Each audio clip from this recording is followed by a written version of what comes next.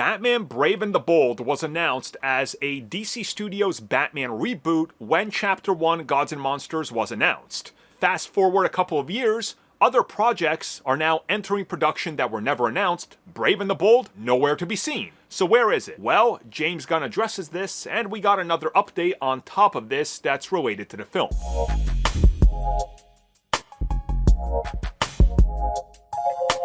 Okay, so the first update comes at us from Andy Muschietti. That's right, the man who went from directing The Flash to being given the reins to work on Batman Brave and the Bold.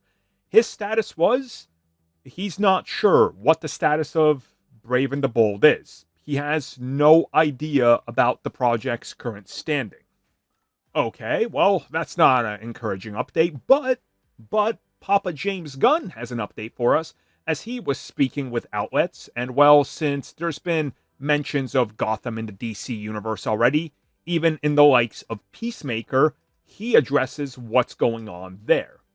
And here's what he said, and I quote, "We'll have to see what we're doing with Batman and figure that out. So obviously, we know some basics on where it's going with Batman, but we're also figuring some things out.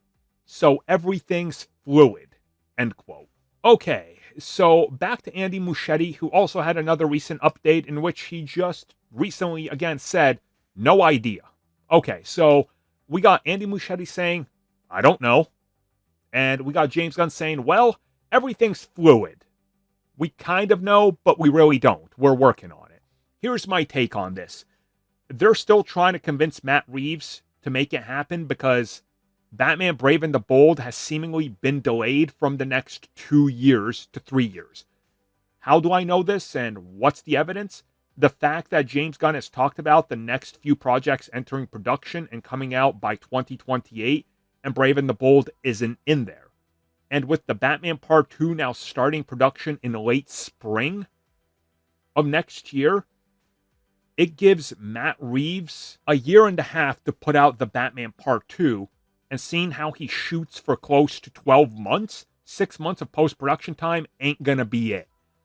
I truly believe that Brave and the Bold, as other outlets have reported, is on indefinite hold and or delayed, possibly till the end of this decade. Gunn even stated, and I covered this in another video, they can't have competing Batman properties during the same cycle of hype. Meaning, 9 months before the Batman Part 2, and a year after it releases, you cannot have competing Batman, because that year is your Blu-ray release, your DVDs, your action figures, your Halloween time.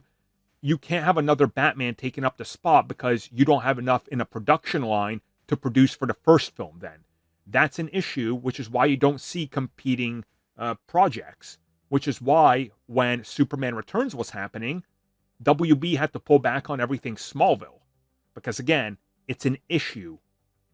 So, yeah, it's sounding bad for Brave and the Bold, and I get it, but again, they're taking their time. And a piece of me, and a giant piece of me, a part of me, I should say, still believes they're trying to convince Reeves to just do it.